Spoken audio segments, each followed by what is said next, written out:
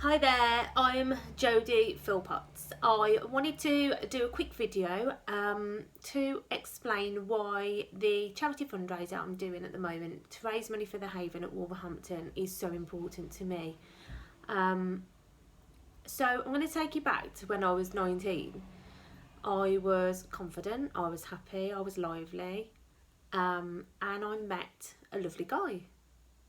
He was the DJ at the local club. He was really popular. He was the life and soul of the party, always had a lot of attention, a lot of fun, and we ended up dating. And at first, it was great, it was fabulous. And then, looking back now, I see things that started to creep in that at the time I didn't see. So I thought it was really, really nice when he would send me lots and lots of messages throughout the day. If I ever went to meet friends or went out, he'd be messaging a lot. But, you know, at the time I was 19, I was young, I was quite naive, and I just thought, oh, it's really lovely. Obviously, you know, he's missing me, he thinks a lot of me, he must really love me. Yeah, that was what I thought.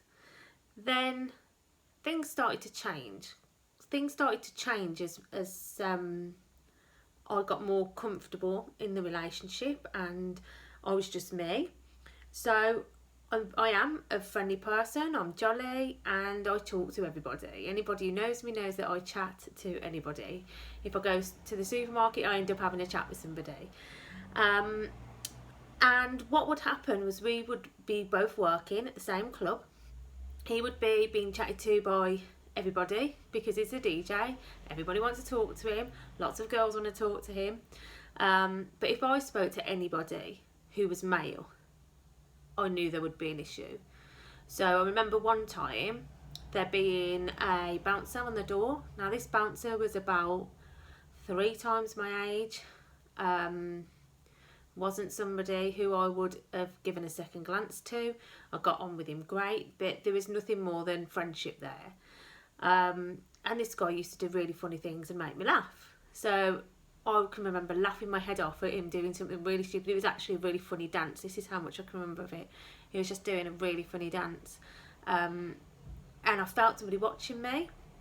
And when I looked up, it was my boyfriend at the time watching. And his face was like thunder. And I knew that when I got back, there would be an issue. I knew that there would be a big issue about what had just happened. And nothing had happened. Like, nothing at all had happened other than I'd laughed at somebody. And there was a big issue. I was accused of flirting. I was accused of being a slag. I was accused of being a dirty whore. All these horrible things that you just wouldn't call somebody who you love. Yeah, it was not a nice time. Now, I remember a time when we'd had an argument. I can't even remember what the argument was over. I think it was because I was texting somebody on my phone, a friend. My phone got taken off me. I got pushed out of my own flat. I banged my head on the way out of that as well. Got pushed out of my own flat, and when I said I was going to go from my own flat, I know I keep repeating that, but that's because of how prominent it was. He had pushed me out of my house, my flat. When I said I was going to go, he then yanked me by the arm and dragged me back into the house, into the flat, and it was not a nice time. I got hit. I got hit a few times that day. He also would smash my things that he knew were important to me. So that day I had things broken, he threw things on the floor, he stamped on them. My mobile phone got put in the fish tank. Which when I say now, I always say it with Jess that, oh, my phone got put in the fish tank, but at the time it was horrifying. It was really scary. It looked like my connection to the outside world had just been destroyed. Nobody knew what was going on. Nobody had any idea at all. that weekend I ended up with a black eye. I remember seeing my parents that weekend, and I had made a story up that I got mugged for my phone, and that's why I'd got no phone and why I'd got a black eye. Because I was too embarrassed. I was too embarrassed to say what was happening. And I was still, I think, of the mind frame that, you know, I've done something to annoy him. Like, it's, you know, it's a shame. It's a shame that, oh, I don't want him to feel jealous. It's a shame, like, that he feels like this. And yeah, I was still holding on to some of this, you know, feelings of this is my fault, really, because I wound him up. When in fact there's never an excuse for somebody to be hitting anybody. The next day it would be like nothing had happened. I would get bought a present. Every time I was bought a present. To this day, if somebody buys me a present after an argument, I can't bear it. I cannot bear it. No, I hate the thought of it. Is horrible, really horrible. And I've done a lot of work, a huge amount of work around this, but still to this day, if I have an argument or cross words with somebody, I do never want a present. Never want a present. Aside from the physical violence, there was a lot of mind control. A hell of a lot of mind control that I couldn't see at the time. And looking back now, I go, oh my God, how did I not see this? It was like a blaring beacon, but how did I not see it? So when we met, I was about size 12. I was just fine. I was okay as I was. I ended up piling on a huge amount of weight. I'm 5'2", and I ended up being in I think it was about size 18 at the time, which for me, I wasn't happy. I was uncomfortable. I was miserable. I didn't feel like I could wear the clothes I wanted. I just wasn't happy. I decided to lose some weight. One thing I noticed was that as my weight decreased, the violence increased, the mind control increased, the nasty remarks increased. Things like the amount of times he would come home with chips increased.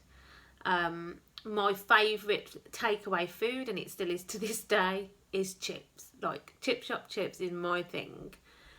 And he would come back with chips and chocolate and Coke, all the things that he knew I absolutely loved. And I 100% believe that was to sabotage my diet, because he could see that as I was losing the weight, my self-esteem was starting to come back.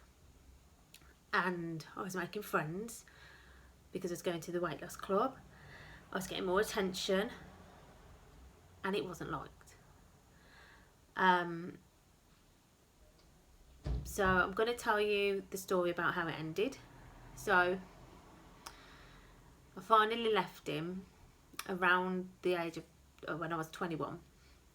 So I'd been asked to go on a work conference, and one of the things he would do was control money, so that I couldn't have money to be able to do things. So he would always cause a row just before I was due to do something, because then obviously I couldn't ask for any money to do whatever it was that I was going to do. So the conference was all paid for. I just needed my spending money. So my ticket was paid for, just needed spending money for when I was there, for my food and things like that. Obviously I couldn't ask him. So I thought, okay, I know what I can do. We'd got a holiday booked. We'd got some American dollars. So what I did was I took the dollars, I exchanged them, and I had my money that I needed to go away. So I went away and actually had a great time. It was such a release. It was great. Coming back should have taken a few hours. I think it should have taken about 4 hours. It ended up taking about 7 hours because the train I was on broke down. It was a red hot summer's day. It was blazing hot. The carriages were it was unbearable. It was awful. But because I'd only had the money that I'd exchanged from the dollars, I was having to be really careful. So I needed enough to get home and enough for my snacks to come back with. So I'd got my snacks, I'd got enough to last me my 4-hour journey. I'd got a bottle of water, I was fine. I wasn't expecting a 7-hour journey. So by the time I got off that train, I was exhausted, I was dehydrated, I was hungry, I was tired. I just wanted to be in my house and I just wanted to go to bed. However, coming back, I found out that he knew that I'd exchanged the dollars. He'd actually gone through a handbag and found the receipt for the exchange. So, me not being somebody who's devious or even thinking about it, I'd just left the handbag and the receipt at home. So he'd found it. And to say he was angry would be an understatement. So I got home, and he seemed to be keeping quite a lid on it at this point. He wasn't happy about it, but I said, look, there was no other way that I could go on the conference. It was for work, you know, you knew I had to go. And it seemed to be okay. I was asked if I was going to go to a event that he was DJing at because it was a family member's birthday, but I knew nothing of it. I knew nothing of it until he literally dropped it on me that night. I was just exhausted, just wanted to go home.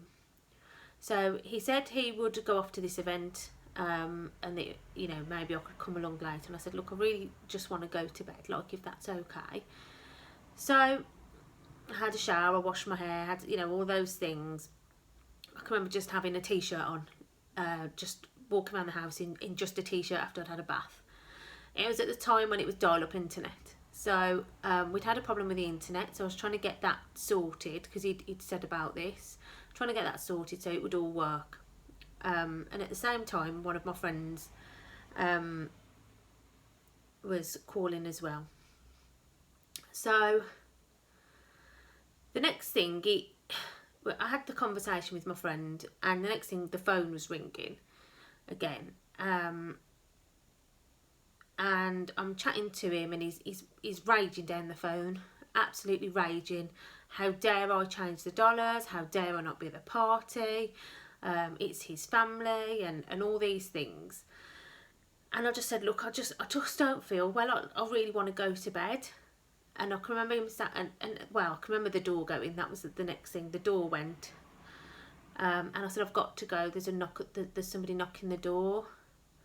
And I remember now opening the door with the phone in my hand, and him saying, yeah, it's me, as I opened the door. I was terrified. I was absolutely terrified. Looking back now, I don't know how I got out of there. I don't know how I got out of there. He chased me upstairs, and one thing he did was I'd got my jewellery box and things, and with some special things in that I'd had bought me as a pet, as a child growing up from my parents. He broke that. He was getting hair products and squirting them on me, spraying them in my face. He wasn't a big guy, but I was struggling to keep him off. In the end, he put his hand down my throat. He put his hand around my throat and he held me down to the bed, and I couldn't move. It was horrible. It was really horrible. I remember fighting with every little bit. Sorry. I remember fighting with every little bit of strength that I had to get out of there.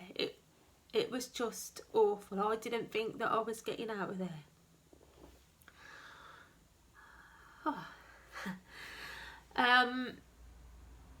But I managed to kick and punch and scream and bite and pull his hair and scream and scream and scream, and he eventually got off.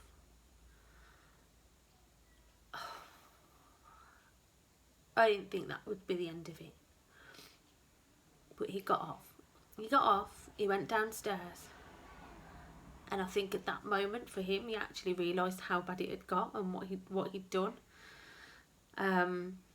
He kind of always before would justify his behaviour. Oh, my dad was violent. It was this, it was that, it was the other. But how do you justify pinning somebody down and strangling them? In this case, he couldn't justify it. He went downstairs and straight away I rang 999.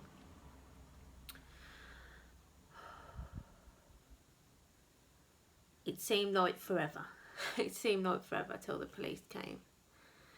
Oh, and when they came, it was actually a police officer who I knew. I grew up with a guy at school. He was a friend from years and years ago. I'd not seen him since left school, but he was a guy who was in my brother's year at school.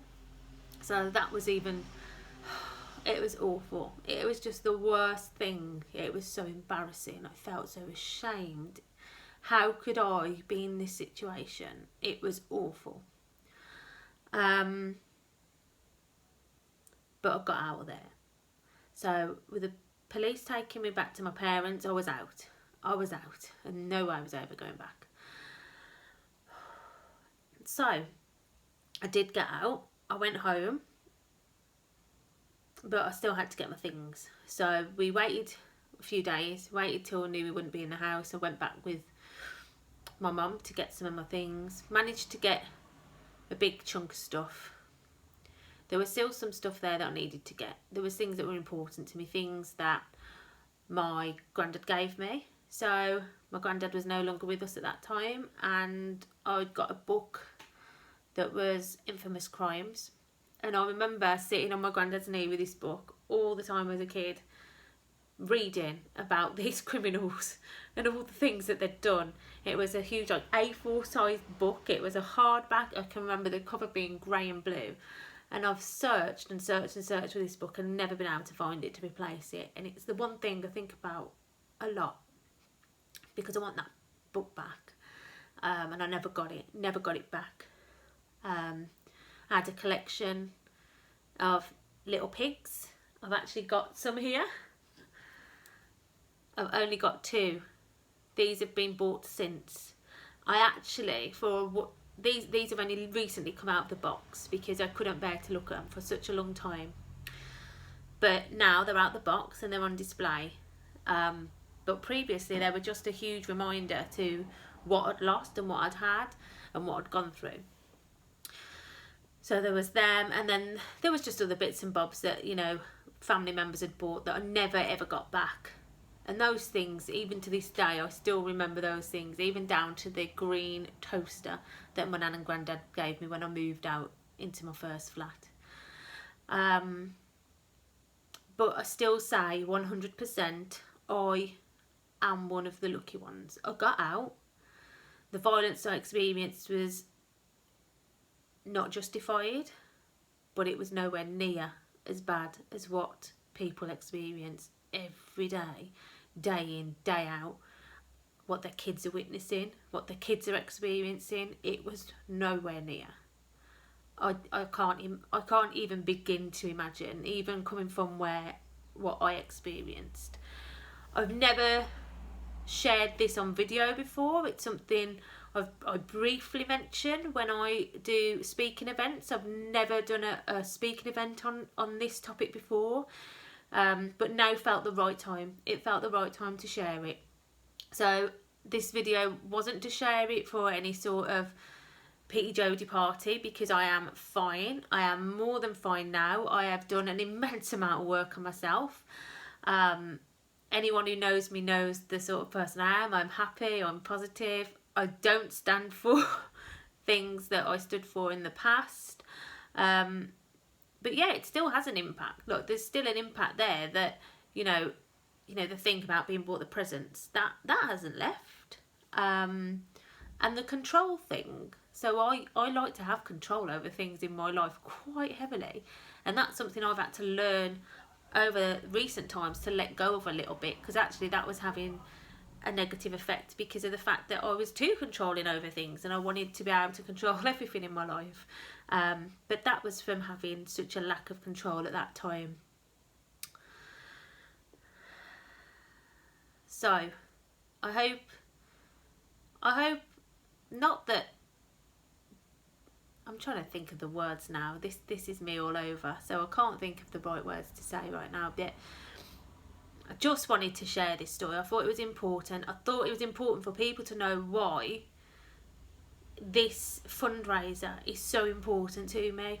I didn't need the services of the Haven at the time, although I'm sure they could have helped me massively if I'd have reached out, in terms of like doing the work that I needed to get over what I went through. But I was one of the lucky ones. I didn't need to turn up at a refuge with my stuff, you know, what I was studying, or a plastic bag, or with 2 kids. I didn't need to hide. I was really lucky I got out, and I'm thankful for that every day. But there's lots of people who aren't getting out. In the last 4 weeks since lockdown, traffic to the website for the Haven Wolverhampton has increased by 60%. 60%. Across the country, domestic violence has increased. There's been, since a week last Thursday, so this may have gone up by now, but since then, there has been, during lockdown, 16 deaths. Those 16 deaths include women and children. 16 deaths in 4 weeks. It's just awful. At the time when the Haven are having increased amount of requests for their services, their funds have been dropped hugely. They're a charity. They rely on things like the London Marathon happening, all these huge events where they get donations, and their own events that they run. They've taken some of their events online, but obviously only so much can be done. So this is why I wanted to be able to do a charity event and raise some money for this amazing charity. They do amazing work. They're working tirelessly through what's going on at the moment, and it's really, really important. It's important that these guys keep going. They keep getting their message out, and they keep being there to help people that are going through domestic abuse.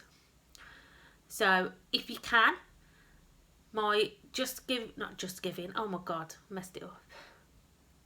So if you can, my Virgin Money donation page is live, and I can drop the link in all my social media for that to be seen. And also on my Facebook page, there is a donate button on every single post to do with the charity fundraiser. I will be streaming live at 2 o'clock across all of my social media channels, just to help raise awareness of the Haven and raise some funds. I will be doing 2020 kickboxing strikes back to back. I am not the fittest person in the world. This really is a challenge for me. I only started kickboxing in November, so it is a huge challenge. But yeah, so if you can support even just £1, I keep saying just a little from a lot adds up. It really does add up. So if everybody on my Facebook or everybody on my LinkedIn donated £1, that would be thousands of pounds we would raise for this amazing charity. So I really hope you can tune in tomorrow and give me some shout outs, give me some support. I'm going to need some encouragement, believe me. And if you could just donate anything, even just £1, I would absolutely appreciate it. And I know the guys at the Haven would massively appreciate it. So thank you. Have a beautiful weekend and stay safe, guys. Bye.